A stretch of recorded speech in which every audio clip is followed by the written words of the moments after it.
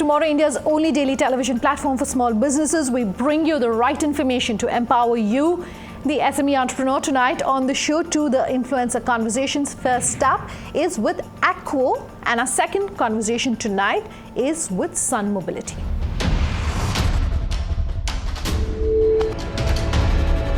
Most of the world's major metros are at the threat of running out of water resources, and aiming to tap into that and provide a solution as far as water regeneration is concerned is AKVO. I spoke with them about really what their model is and what the way forward is, and also about innovation when it comes to small businesses here in India. Take a listen. Water scarcity affects around 1.2 billion people in the world. This is almost 1/5 of the total population of the world. By 2025, 1.8 billion people will be living in countries or regions with absolute water scarcity. Water crises in Cape Town, Latur and Shimla has already raised an alarm among environmentalists. AKVO Atmospheric Water Systems is a small company developing big innovative solutions to curb water scarcity. AKVO has developed technology to condense water vapor present in the air to generate potable water. We caught up with the founder and CEO of AKVO Atmospheric Water Systems to understand the scope of his products. Thank you very much for coming down to our studios and talking to our viewers about the very innovative product that you have when it comes to water management. Let me start by asking you to talk to our viewers about what you do at AKVO. What the business is. Firstly, thank you for having me. So AKVO essentially, although another word for water, stands for Advanced Knowledge, Ventures and Opportunities, is what the acronym is. And we're in the field of water generation. So what we're trying to work towards is that the world is seeing a lot of water crisis. You see, you're hearing about city after city. Niti Aayog a couple of days ago said that 600 million Indians don't have access to water. And so the scarcity is increasing, especially with regards to potable water and things like that. So AKVO is a renewable source of water. Sure. We make atmospheric water generators that essentially capture the humidity in the air and generate potable drinking water straight from it.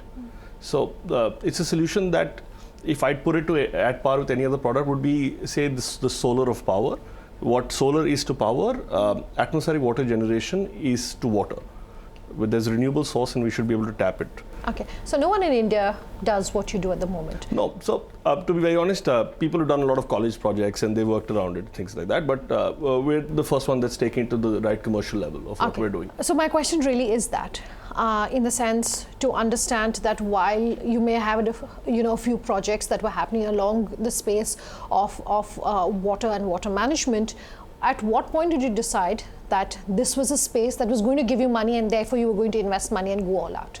So I'll tell you how this started as an experiment essentially. So part of the family business that we have, we run a hotel in Calcutta. Sure. It's a small business hotel that we run. But water has been an issue, and I've personally always had a problem with giving those plastic bottles, the complimentary bottled water to the guests, and it's literally scrap, and you throw them and you don't recycle those and so on and so forth. So we were the first hotel to move from that to glass bottles. So we refilled those glass bottles with RO water. But when we looked at RO, we realized that it takes up to say 4 to 5 liters of water to get 1 liter of water out of it. So the wastewater and the kind of wastage and the efficiency levels of RO are quite poor. So I was looking around different things essentially of what can be done to save water, what are the things. So I started off as that, as an experiment, because we would go through thousands of rupees a month in changing of RO filters, having a water softener, iron removal plant, doing all of that. Okay. So we realized, is there a source? So I started to look out that people are trying with this condensation thing. Is it working? So I was like, no, if this actually is what it says, it's fantastic. So I started reading up on it. Sure. So I realized that this comes from a certain space. So then I started for a headhunting thing. So looking at technical people that could help us. So it took us about 9 months to get the first unit ready, where we were satisfied, building the unit from scratch. Absolutely. Okay. What can be done? What are the kind of electricals required? Electronics, the entire, the entire system in general. And once we were able to achieve that, we said, oh, this is fantastic. So we started off with the biggest machine that we had at the time, which was 1,000 liters per day of water from air. And then we started bringing it down. So we have now a 500 liter machine, a 300 liter machine, a 100 liter machine. We're currently working on a domestic machine as well. But what I realized that we were first focusing on this kind of a market, and we realized that we actually should be building machines that are bigger. So now we're currently working on machines that are 5,000 to 10,000 liters of water from air per day over 24 hours. Okay, so it's essentially a B2B business that the potential you're looking I at. would pretty much focus. So it is actually B2C in a way, but it has to be B2B because at the end of the day, it's potable water. So the consumer is involved. But yeah, the amount of capital it requires has to be B2B, and then it has to work out commercially and things like that. Okay. Do you think, though, there's enough innovation that's been encouraged in India? What's perhaps holding them back? I mean, in your own experience, would it have been easier maybe if there was an ecosystem already available to help you bring this product to market sooner? So what I realized, the gap in India essentially with regards to, so there's no lack of innovation, to be very honest, but the focus has been moved entirely to soft skills. So what I personally see there's a gap is in innovation in product and manufacturing. India is doing a lot of innovation. You look at apps, you look at all the software that we're working on. So that is happening in that space. But it's the whole manufacturing, design, new product development is where we have a huge gap. Okay. We don't have the kind of people that we need for that, and people aren't encouraged to pursue that. Okay, what I'm trying to understand and maybe attempt to answer through this interview for our viewers who are watching this interview, who are perhaps working on innovations that are very different, who've come up with a product that can perhaps be taken through the IP route. From your own personal experience, given that you've had to start from scratch, 2 or 3 things that have helped you that you wish perhaps you'd known sooner, and therefore you can sort of advise our viewers on that. So 2 or 3 things I'd known sooner. To be very honest, one, we should never shy away from approaching the government, because after we got ready, we started approaching departments. People have shown a lot of interest. Now it comes down to policy decisions that are required, but like the New Delhi Municipal Corporation has been working with us. We've just shipped out a machine to Madhya Pradesh in this place called, very close to this place called Damo, which has huge water scarcity issues. You were talking in Bengal, Chennai has problems. We're working in the UAE, we'll be running a pilot program with the Sharjah Electricity and Water Authority very soon, because they've invited us to try and see if, this could be an alternate to the water that they generate from desalination. So the government needs to work essentially in changing a lot of policies and adopting new innovation quickly. Okay. The problem is that. So, my message would be that don't shy away from approaching any government. So it's okay to go give a presentation and come back and disheartened if you must, but you must realize that there are problems and this has to be done. And building a business, especially with regards to product or innovation, will take time. It takes a lot of time to get commercially ready. It takes a lot of time to keep tweaking things. Sure. So you really shouldn't be disheartened if the bigger picture is absolutely, in farsightedness. So it should work out essentially. Okay, I want to talk about IP. Would you perhaps look at patenting the product that you have? What has been your experience if you have looked at it? Would you advise for more entrepreneurs who have innovations like yours to necessarily look at patenting? So there are 2 parts to this. I honestly believe that technology which is for the greater good shouldn't really be restricted by IP, because it should get more people coming into the space. However, you should obviously try and protect yourself with competitive advantage wherever possible, so that even there are other players, you have the differentiating factor that lets you differentiate your product from the others. But to try and patent the general product concept I think is far too restrictive, and it's not the right way to approach, especially products like this that try to solve a bigger problem. Okay, so when you're saying products like this, I want to talk about social enterprises and social entrepreneurship. Is it possible to make money? Have you perhaps looked at raising funds for your business? What has that experience been like? And for other social entrepreneurs who are in some sense using products that are also then going to be used for the larger good of society, is it perhaps easy to make money? I think there's money to be made. There's no doubt in a lot of space, but you have to realize one thing. Even in social entrepreneurship, it first comes down to the bottom line, and then to anything else. Because if you don't survive, you can't do the good that you have to do. So a lot of people, when it comes down to social entrepreneurship, they lose focus because they try to go for the greater good and keep going down that road, and they keep ignoring the business aspect of it. Sure. And that's why they don't reach that scale that they should. So as good as it is to keep doing social entrepreneurship, it's important that you also keep concentrating on the bottom line so you can survive and keep doing the good that you're doing. Okay, so then a last question in terms of what's next for you. You are in conversation with a lot of other state governments Absolutely. as well, but anything over the next couple of months that's exciting you? This air to water ATM is what is exciting us. We're doing a lot of work with the hydroponic farming space now, trying to build farms that are self-sufficient, don't require a water source, so essentially waterless farms in that sense. We're trying to now work on solution for the hills. We have a project currently that we're trying to execute in Darjeeling, where it's very difficult to get water up in the hills. So it has to be an ensemble of air-to-water generation. It has to be an ensemble of rainwater harvesting and all of that. So I think the entire journey for us essentially is very exciting, because the statistics say that there are 21 Indian cities that are going to run out of water over the next 20 years. Okay. And there is a global list of 51 cities. You see, Cape Town just had its crisis. Simla just had it. Bangalore has been suffering for a long time. New Delhi is on the list now. So there is going to be a lot of water crisis, and we'd be happy to be there before, preempt that and try and solve that before it happens. So hopefully we will start seeing things changing very soon. Thank you so much for coming down to our studios and talking to us. Wish you all the very best. Thank you. Thank you. Time for a break. When we come back, I'm in conversation with Sun Mobility to understand how they're innovating in the mobility space. Just stay tuned.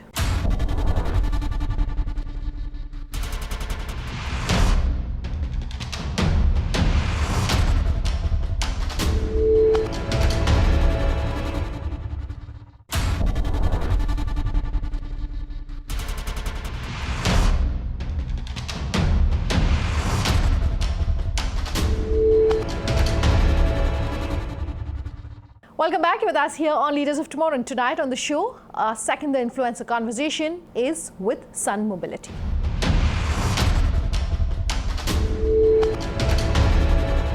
The name Chetan Maini is familiar to anyone who is associated with the mobility and transport industry here in India. He really is the person who kicked off the entire green vehicle revolution here in the country. I spoke to him about his second venture, Sun Mobility, the future of mobility and transportation here in India, as well as his advice for entrepreneurs looking at innovating in this space. Take a listen to this interview.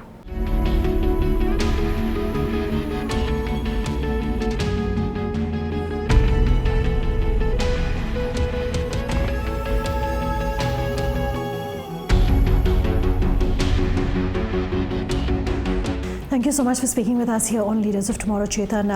It's exciting to talk to someone who has triggered this entire wave that we see of mobility and the e-revolution in the mobility space.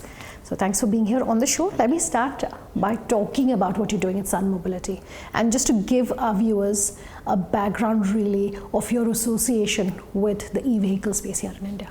So I started working in electric vehicles over 20 years ago. And the whole idea of started off traveling on solar cars across the US and Australia, and the idea that you could power the entire mobility solution using pure renewable energy and electric mobility, to me was very exciting. And that led to starting Reva in 1995, and we launched it in India in 2001 and sold the product in over 24 countries. And then in 2010, Mahindra came on board. So it's been a 20-year journey on electric mobility. And what I was trying to reflect back is that while everything seems so right, electric vehicles make so much sense from a pollution, from an energy perspective, from a cost perspective, why aren't they really taking off? And I felt that while technology had really advanced, we still had a few challenges. One was that all the battery prices were coming down. The cost of electric vehicles was still very high. The second was range anxiety. It was both a combination of a psychological issue that someone has, I have limited range, and two, if you put a lot of batteries, it became very, very expensive. And the third was around refueling time. Today, regular charging takes 5 to 8 hours. Fast charging could take an hour. But consumers are used to just 5 minutes of refueling. Anything beyond that seemed like eternity. So the idea was, unless we fundamentally address these three issues, it won't work. So Sun Mobility that we formed was saying, how do we fix this? And if we separated batteries from vehicles, we could now get all forms of vehicles, two-wheelers, three-wheelers, four-wheelers, buses, to be cost neutral. If we swap batteries in a couple of minutes, we could actually now enable the whole range anxiety to go away and the long refueling time, right? And we could actually do this where the cost per kilometer is cheaper. And if fundamentally you gave consumers an option where there was no performance change, in fact, better performance, and cost for less, right? Then the move to green is almost immediate. And that could create a sustainable impact. So that's been the heart of starting Sun Mobility. I want to pick up on what you just said and talk about the fact that you bet on the electric vehicle space here in India at a time when no one was talking about it. What perhaps helped you decide that yes, this was going to be a big market in India, and yes, this was a market or an area or a business where you could make money? Well, I think, as I mentioned, the journey started, racing solar cars. And so it was more of a passion first to say that this is the future. But in the early 1990s, oil price was $20 a barrel. And nobody cared two hoots about climate change. But I felt deep down that in the next 10 to 15 years, that is going to be the largest shift. And so for me personally, I started to say, how do I put a space into this area? So maybe Reva was a little too early, it's ahead of its time. But if I reflect back, those experiences allowed us to do something today at Sun Mobility they couldn't have. So maybe it wasn't the right time, the time was still okay. It's just that the fact is that today I think for the first time, many things are coming together. Oil prices are going up, hitting our current account.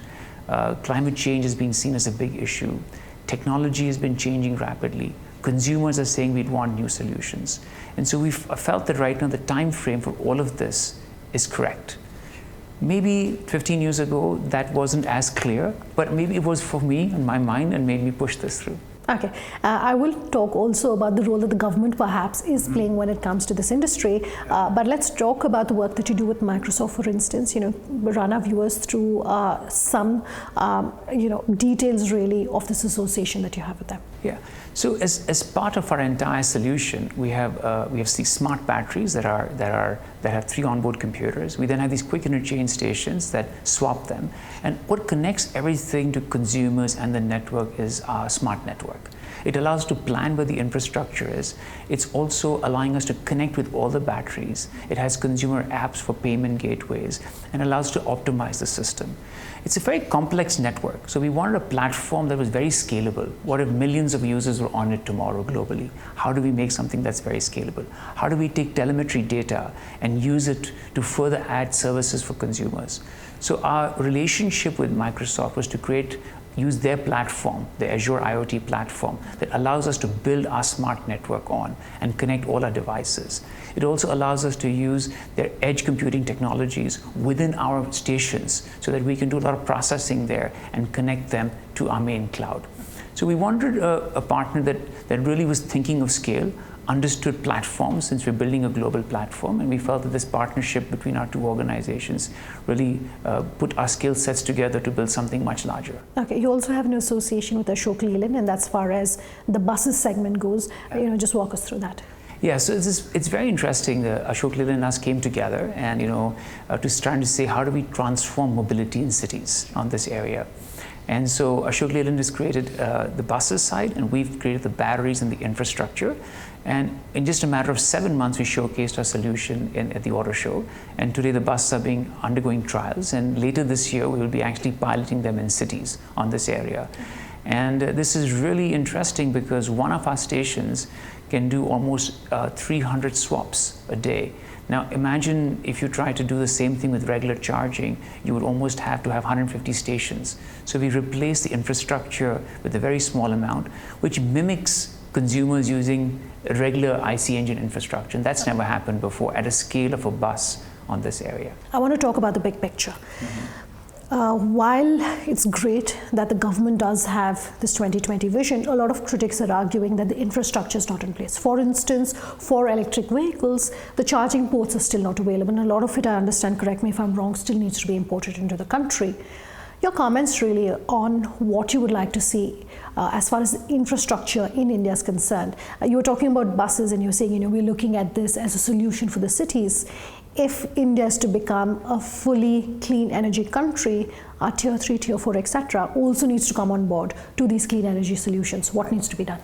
So I think that the role of government should be on setting a vision and having enablers to allow the industry to invest and build on this area, which means that today there should be an openness to look at different technologies. It shouldn't say it's A or B, but try different, be it slow charge, fast charge, swapping, all would have its place in society, right?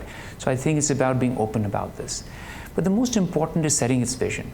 If I look at what's happened in the renewable energy industry, it's set a vision of going, 100 gigawatts, right? Earlier, India's vision was 20 gigawatts by 2022. And by making this vision, we actually achieved the 20 gigawatts by 2018, 4 years ahead. With that came all the policies on energy, on everything. So India started thinking, saying, can we go all electric by 2030? I think the larger vision should be in place on this area. The second, like I said, discussed with you, is that an openness on policies to say it's open for all technologies. And the third, from an infrastructure level, is government has a role to play there, but if it sets up the framework and creates actually demand, people will put up infrastructure, right? I'll give you a simple example. City of Bangalore recently announced that it will have 5,000 new electric autos, right? Now, all it had to do was saying it's going to give a permit for these areas. Now, suddenly you have solution providers saying, hey, we want to use electric autos. Drivers saying we'll be interested. Others saying we put in infrastructure.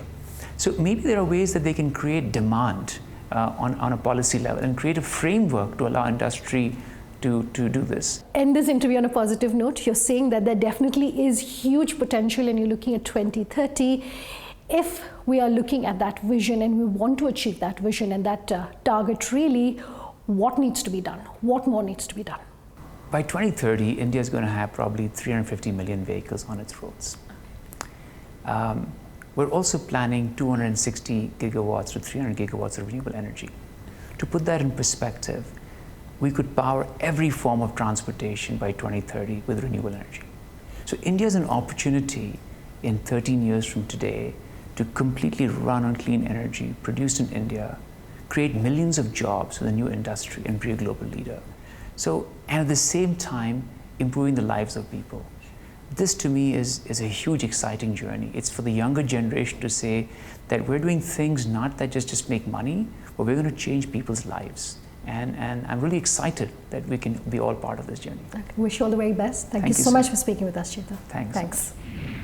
That's our show tonight. If you have any feedback for us or any thoughts or any suggestions, we love hearing from you. Do write in to us. Our email ID is leadersoftomorrowtimesgroup.com. You can also get in touch with us on social media. Our Twitter handle is Sunanda_J, which is my personal Twitter handle, or LOT_ET now. Do also leave your comments for us on our Facebook page, Leaders of Tomorrow on ET Now. Thanks for watching. Have a good night.